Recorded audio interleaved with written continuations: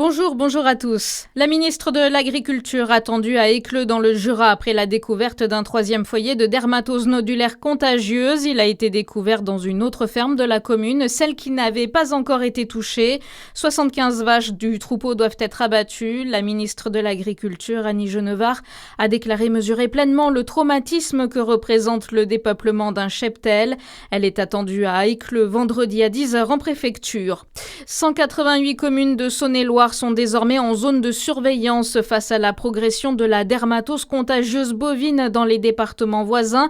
La préfecture de Saône-et-Loire vient d'étendre cette zone. Les bovins détenus dans les fermes de 188 communes du département sont maintenus à l'écart des autres espèces.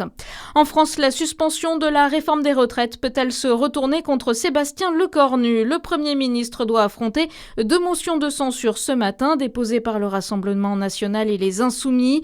A priori, pas de danger pour le chef du gouvernement. Le PS et les Républicains ont appelé à ne pas les voter, mais quelques députés frondeurs ont déjà annoncé qu'ils ne respecteront pas cette consigne. De quoi donner de l'espoir à Jordan Bardella qui estime que la censure est possible. Le président du Rassemblement national a lancé hier soir sur LCI un appel aux députés socialistes et républicains. Ça va manifestement, et d'après les informations dont je dispose ce soir, se jouer à quelques voix. Donc la balle est entre les mains très certainement des Républicains, des députés du Parti socialiste, ceux qui n'accepteraient pas de se fondre dans le macronisme et d'apparaître comme la bouée de sauvetage d'Emmanuel Macron et d'un budget qui est une boucherie fiscale qui va s'abattre sur le pays dans quelques jours si ce budget devait rentrer en œuvre avec des augmentations de taxes, des augmentations d'impôts. Ce budget est un budget dangereux pour le pays. Censurer, c'est évidemment protéger la France d'une augmentation d'impôts. Et moi, j'appelle évidemment l'ensemble des parlementaires qui ne veulent plus de la politique d'Emmanuel Macron à se porter sur la motion de censure, qu'elle soit celle du Rassemblement national ou celle évidemment qui a été déposée par la gauche. 5 députés socialistes d'outre-mer ont déjà annoncé hier soir dans un communiqué qu'ils voteront la censure.